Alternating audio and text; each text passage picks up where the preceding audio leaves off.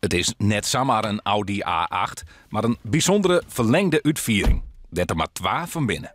Alleen nog koning Willem-Alexander riet ook in zo'n bijzondere A8. De auto kwam uit de fabriek en is daarna toch midden zeggen en weer in elkaar zet op de meest luxe mogelijke wijze. Ja, deze auto had eigenlijk alles om een totaal riedend kantoor te wezen. Er zit internet in, een koelkast, eigenlijk een loungestoel, een sleepstoel. Alle gemakken zitten in de auto. Een totale werkplek en ontspanningsplek. Romke Kooinga bestelde de auto in 2013. Omdat hij voor zijn werk tussen Friesland en België heen en weer riede.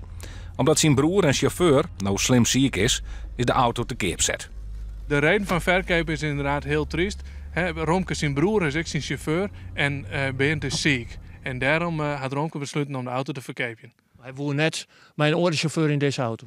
Nee, hij wil alleen de auto wie ik het project van zijn broer en dat moet het blijven. Voor nog geen €25.000 exclusief BTW ried hij in een koninklijke wijn. Maar denk erom, er is een soort belangstelling.